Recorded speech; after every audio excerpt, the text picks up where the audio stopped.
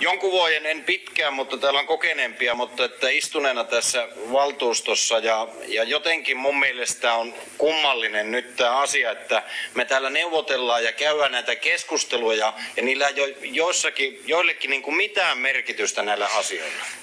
Me on ihan turha pitää mitään neuvotteluja, lähdetään tekemään jokainen puolue omaa politiikkaa, koska näistä lipsutaan, jos se tämmöistä on.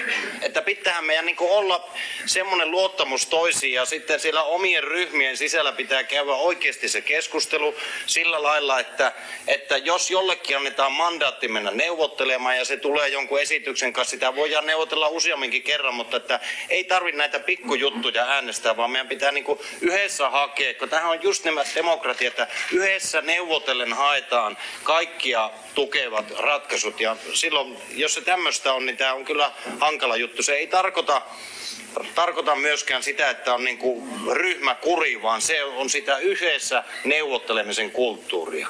Ja jokainen ryhmässä varmaan voi miettiä, että ketä sinne sitten laittaa neuvottelemaan, että päässään näissä maaliin. Kiitos. Kiitos. Laitinen.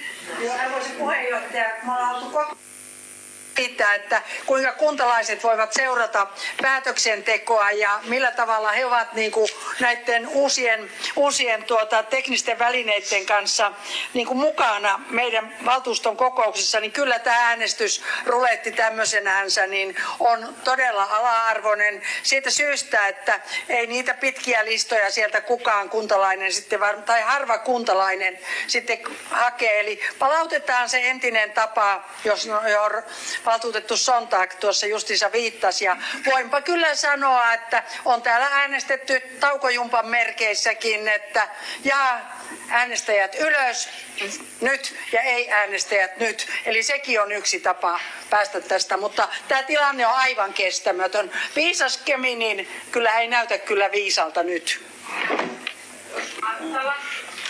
Niin, puheenjohtaja sanon tuosta, kun täällä kritisoitiin tätä käytäntöä, että jos täällä tulee esityksenä, sitä äänestetään. Ensinnäkään nämä ei ollut mitään pikkujuttuja, mistä äänestettiin. Nämä oli erittäin isoja, merkittäviä hyvinvointipoliittisia kysymyksiä, mistä äänestettiin. Toisaalta täällä jokaisella ihmisellä on kyllä oikeus varmaan omaan mielipiteensä. Ja täällä on myös tämmöisiä isoja moraalisia ja eettisiä kysymyksiä, joiden suhteen kyllä varmaan mä toivoisin, että ihmiset niitä miettisivät vähän enemmänkin. Ja niissä meillä jokaisella on mielipiteitä. On myös sellaisia kysymyksiä, joissa yksinkertaisesti jokaisella voi olla niin vahva mielipide, että ei voi mennä jonkun esityksen taakse, vaikka enemmistö on sitä mieltä.